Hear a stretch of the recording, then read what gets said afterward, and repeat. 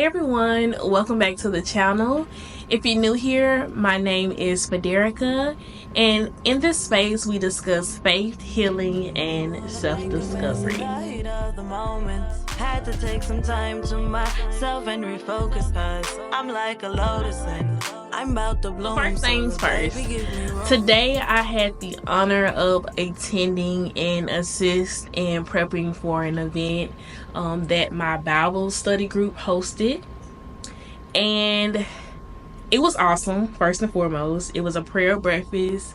We fellowship, we ate, and we got a good word and so much more. In preparation for the event, our founder as well as our leader asked us to participate in a fast, and we had two options. I believe the first option was no food. Actually, let me pull it up. The first option was option A, which was Monday through Friday from 5 a.m. to 5 p.m. liquid only from 5 a.m. to 5 p.m. and so that includes coffee, water, and 100% fruit juice. Water with singles or protein shakes, fruit, and veggie smoothies. No sodas, no alcohol for the entire fast. No smoking and vaping if that's applicable. 5 p.m. and beyond. No sweets, no bread, nothing fried. Pray during the times you would normally eat breakfast and lunch. Pray to the end to end the fast at 5 p.m.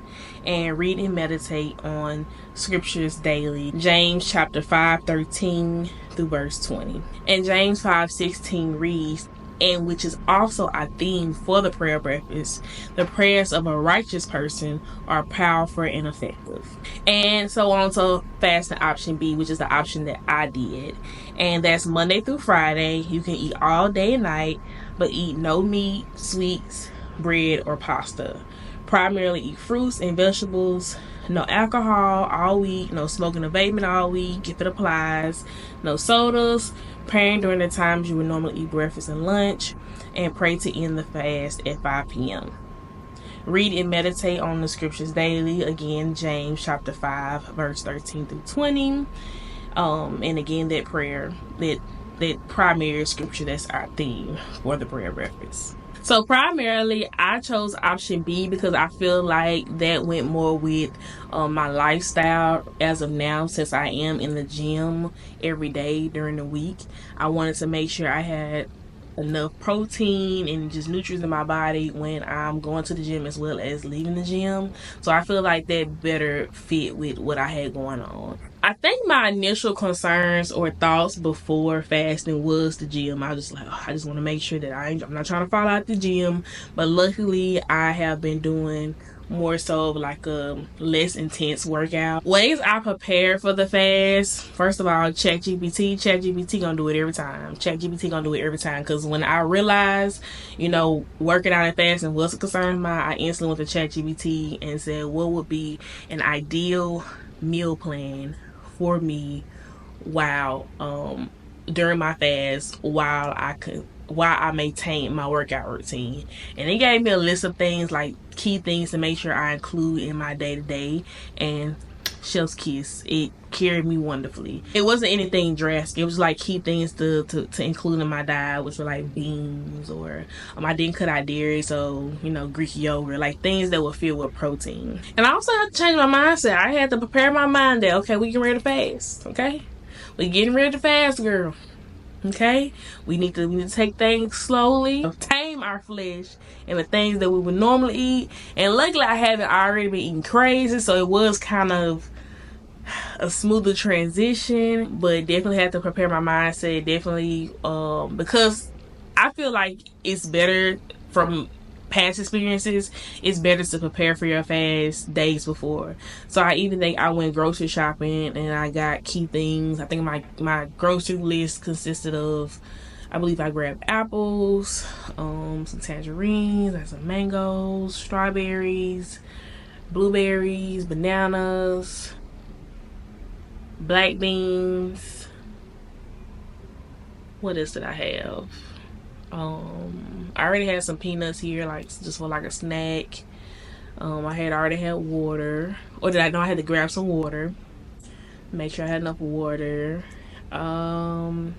Sweet potatoes. I had some sweet potatoes, and I also got me like some golden potatoes, some broccoli. I even got some cauliflower rice, and yeah, I think that was mostly it. I just made sure I grabbed things that were easy to make meals. But honestly, this fast has not been easy.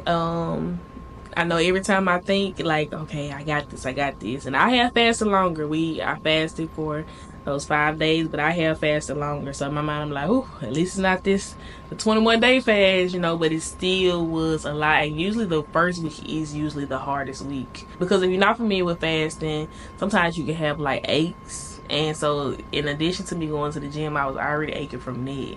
And so also like aching from not eating certain things, because my body not used to not partaking in certain foods for so long, and then also working out on top of that. But all in all, this fast has allowed me to remain focused. I remain disciplined, because like even those ones where I didn't feel like doing, I didn't feel like getting up, even though I was focused on fasting, I still was like, that's not an excuse to stop, because when you fast, your routine don't change. You don't, I'm fasting. Like, no, you gotta get up, like a day, to say, wash your face. Don't moan and groan and tell people, oh, I'm fasting. No, you put on your face and you go about your day. And that's what I did. So it may be a surprise for people to even see that I was still doing all that and fasting. Y'all waiting on me. Y'all. I waiting on me. But I was getting the meat. I was just getting it from the word. I was just getting it from the word of scripture. There was one particular day I do want to note. I kept waking up, and I kind of beat myself up about it. I kept waking up this one particular, when I say I woke up so many times that day, and it's because we have morning prayer on Tuesday. So that's probably why I kept waking up, because I thought I overslept, because I really, really, really wanted to participate in morning prayer. And I kept waking up, and then later that day I was like, what if God wanted me to get up and just pray?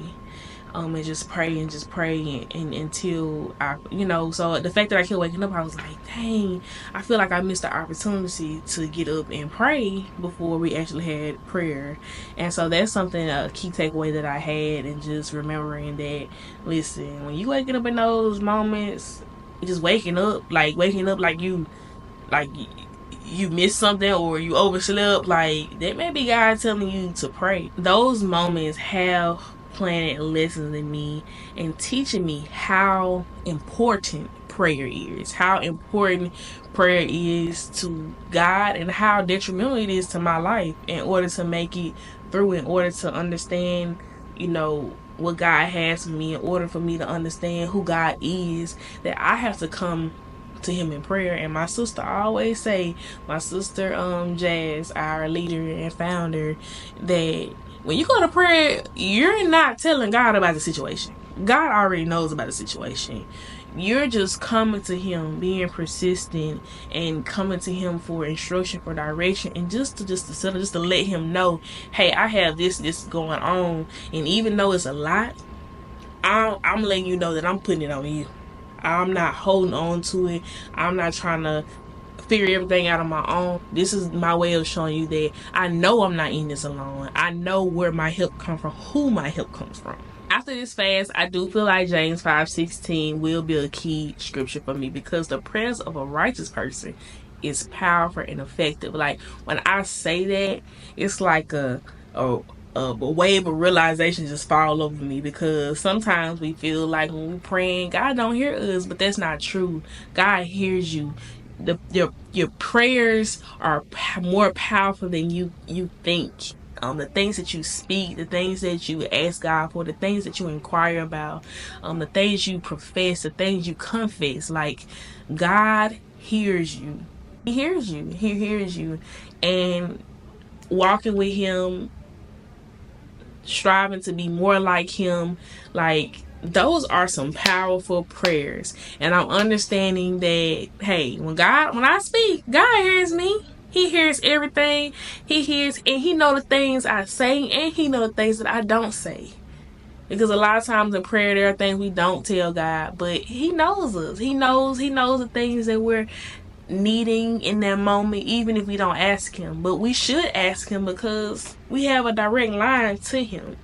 So I definitely think James 5:16 will be a key scripture from now on. Also, I'm so glad I made this video after the prayer breakfast, because I really wanted to give a whole scope, not just before the prayer breakfast. I wanted to give a whole scope of just the power of fasting. And not only was I praying for, the prayer breakfast to be successful, I was praying for some of my own things, and things that I'm praying about, and things that I'm asking God for direction for. And y'all, He done answered me today, not in one way, but in two ways, and through the prayer breakfast. So I'm so thankful for that. I'm overjoyed. I'm so full. And I thank God for Jasmine, who is the visionary behind the prayer breakfast, and also Jasmine Bell, who's also a co-founder and a co-leader to Jasmine Rose. I know I'm saying a lot of jazz, but it's Jasmine Bell, Jasmine Roseman. But they both are awesome women of God, and I'm so grateful to have women like that in my life, women to look to help me know how to walk with God, and not even just, sometimes it's good to have friends that you can call on to pray for you, but to have people to teach you, to teach you how to use that, to teach you how to use the word, because they'll pray for me all day. They can pray for me all day, but if I don't understand that I also have that power, then what are we really doing? And so I love that. I believe our last prayer call,